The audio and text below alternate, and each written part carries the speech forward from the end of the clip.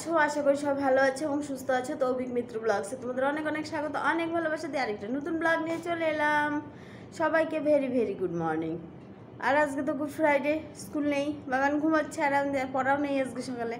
তো যেহেতু ভালো দিনে পড়েছে যে স্কুল প্রাইভেট দুটোই বন্ধ, আর আরাম দিয়ে বাগান ঘুমাচ্ছে।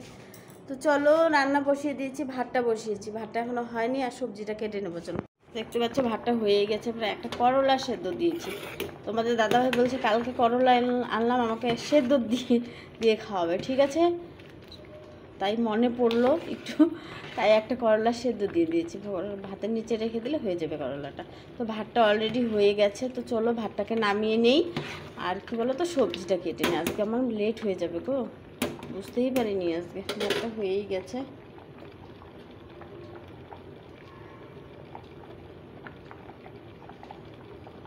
করলাটা সেদ্ধ হয়ে গেছে, আমি ভেবেছিলাম সেদ্ধ হবে না, আমার মনে ছিল না, পরে মনে পড়লো তাই দিয়ে দিলাম। চলো ভাতটাকে আগে ছেঁকে নিই।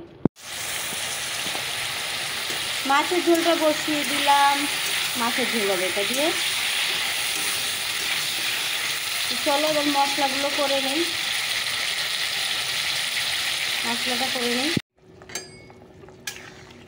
ঝোলটা দিয়ে দিয়েছি, তো চলো মাছগুলো এবার ছেড়ে দিই।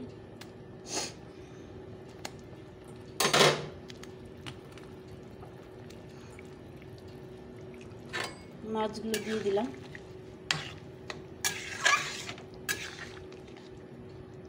তো ঝোলটা হতে থাক, চলো আমি রেডি হয়ে নিই।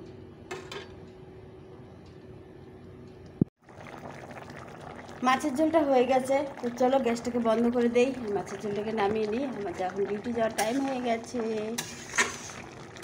রেডি হয়ে গেল আমার মাছের ঝোল। এখন শুধু মাছের ঝোলই থাক, এখন আর কিছু রান্নার সময় নেই।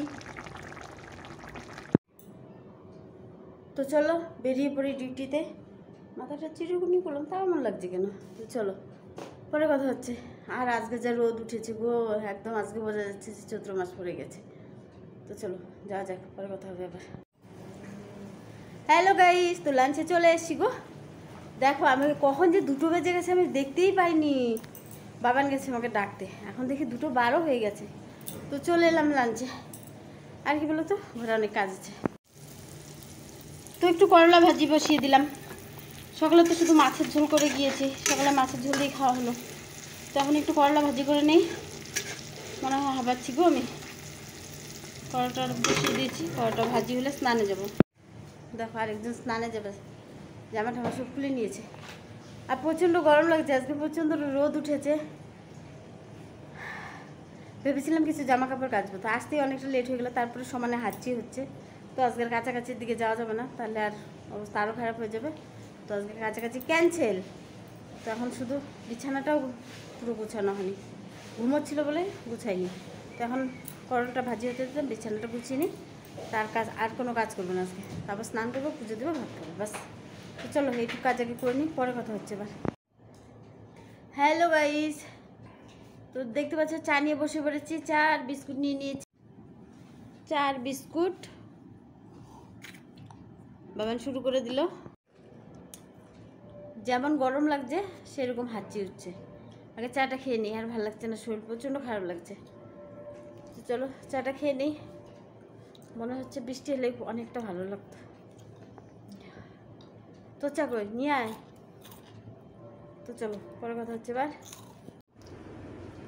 তো আলু ভাজা হলো, সজনে ডাঁটার তরকারি হলো, আর মাছের ঝোল আছে, আর হচ্ছে রুটি।